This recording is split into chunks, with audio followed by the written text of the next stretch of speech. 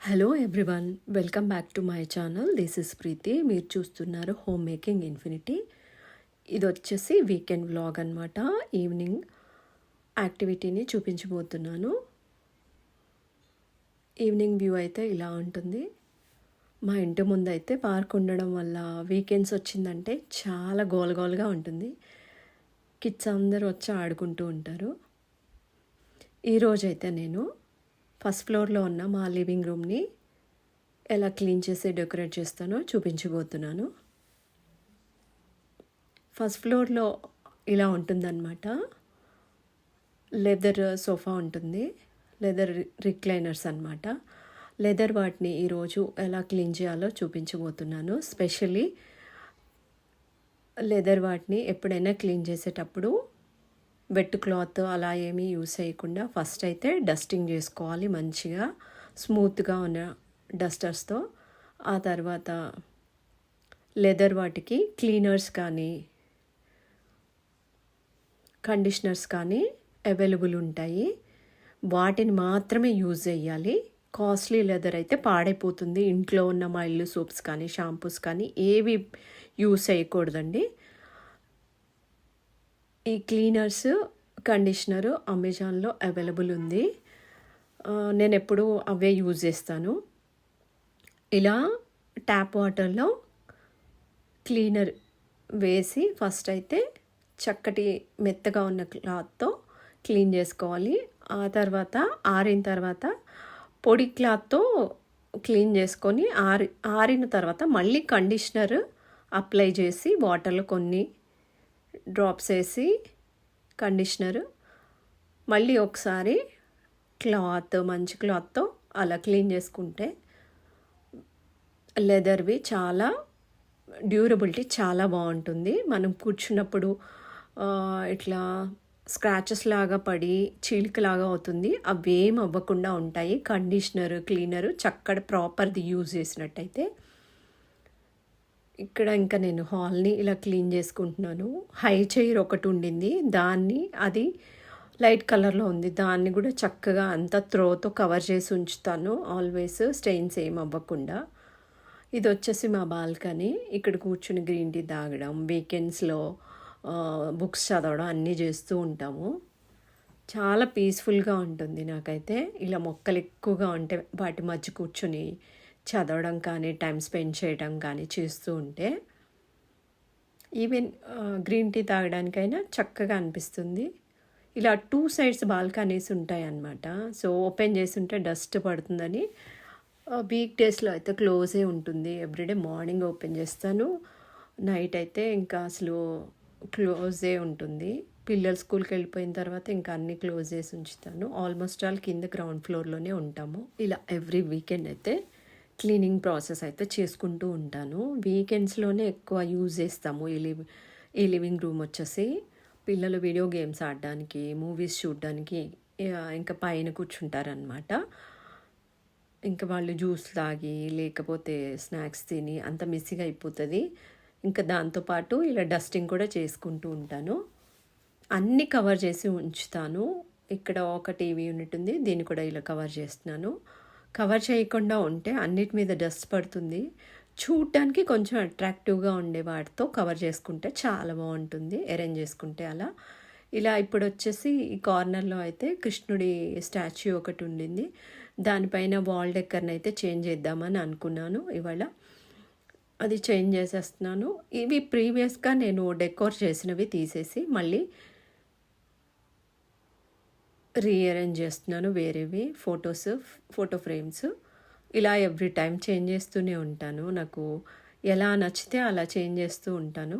ఇందులోనే నాకు పీస్ఫుల్గా హ్యాపీనెస్ అనిపిస్తుంది. ఎందుకంటే నాకు నచ్చిన పని చేయడంలో, నాకనే కాదు ఎవరికైనా మనసుకి నచ్చిన పని చేయడంలో స్ట్రెస్ అనేది ఉండదు.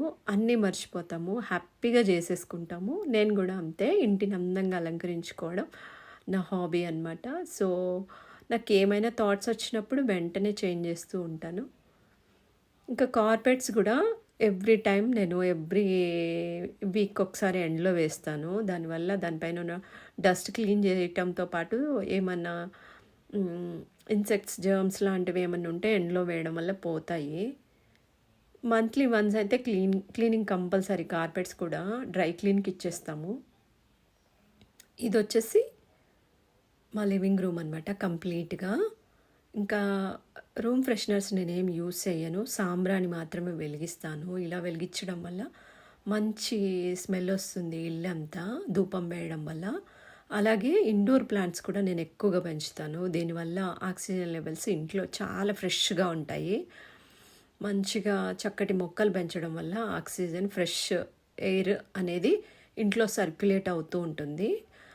అలాగే విండోస్ కానీ డోర్స్ కానీ ఎప్పుడూ వెంటిలేషన్ వచ్చేలా ఉంచాలి. ఇదండి మా లివింగ్ రూమ్. ఇంకా కిందికి వెళ్ళిపోయి ఈరోజు డిన్నర్ అయితే ఇడ్లీ సాంబార్ చేద్దామని అనుకున్నాను. మీకోసం అయితే నేను సాంబార్ రెసిపీని చూపించబోతున్నాను. దీనికోసం అయితే పప్పు, పసుపు, కొంచెం ఇంగువ వేసి వాటర్ పోసేసి కుక్కర్ని అయితే పెట్టేసుకుంటున్నాను. ఒక కప్పుకి 3 కప్స్ వాటర్ యాడ్ చేసి కుక్కర్ పెట్టుకున్నాను. 3-4 విజిల్స్ వచ్చేంత వరకు. ఇప్పుడైతే ఒక నిమ్మకాయ సైజ్ అంత చింతపండుని అయితే నానబెట్టుకున్నాను.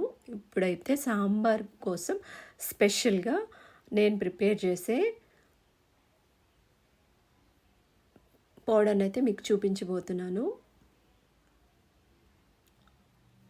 ఏం లేదు, అందులో ధనియాలు, జీలకర్ర, మెంతులు, పెప్పర్ కార్న్స్ వేసుకొని, ఎండుమిర్చి కూడా వేసుకొని, 2 టమాటోలు వేసుకొని పేస్ట్ని అయితే ప్రిపేర్ చేసుకొని పక్కన ఉంచుకోవాలి. ఇప్పుడైతే పోపు పెట్టుకొని ఆనియన్స్, పచ్చిమిర్చి, కరివేపాకని అయితే వేసుకున్నాను. కొంచెం వేగిన తర్వాత కొంచెం సాల్ట్ అయితే యాడ్ చేయాలి, త్వరగా వేగుతాయి ఆనియన్స్. తర్వాత ఈ పేస్ట్ని అయితే ప్రిపేర్ చేసుకున్న సాంబార్ పేస్ట్ని అయితే వేస్తున్నాను. ఇలా ప్రిపేర్ చేసుకుంటే సాంబార్ మరుగుతున్నప్పుడు మంచి సువాసన వస్తుందండి, గుమగుమ అని చెప్పేసి. ఇప్పుడైతే ఫ్లాక్స్ సీడ్ పౌడర్ని కూడా యాడ్ చేసుకుంటున్నాను. ఎవ్రీ మీల్లో కానీ, కర్రీస్లో కానీ, సాంబార్లో కానీ ఫ్లాక్స్ సీడ్స్ అయితే కంపల్సరీ యాడ్ చేసుకుంటాను నేను.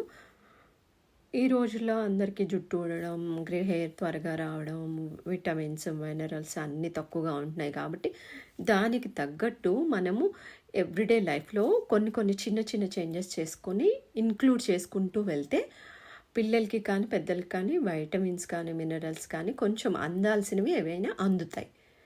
సో అలాగా ప్లాన్ చేసుకోవాలి ఫుడ్ ఐటమ్స్ ఏదైనా సరే. ఇప్పుడైతే నేను వచ్చి చింతపండు యాడ్ చేశాను, సాల్ట్ వేసుకున్నాను. అది మరుగుతూ ఉంటే మీన్వైల్ నేనైతే యూటెన్సిల్స్ అయితే క్లీన్ చేసుకుంటున్నాను. వీకెండ్లో కూడా సరే నేను అలాగే వదిలేసి అయితే పడుకోను. డెఫినెట్గా అన్నీ క్లీన్ చేసుకొని మెస్సీ లేకుండా ఉంచుకుంటాను. అలా అయితేనే మార్నింగ్ లేవగానే నాకు కిచెన్ చూస్తే చాలా మంచిగా ఫ్రెష్గా ఉండాలి.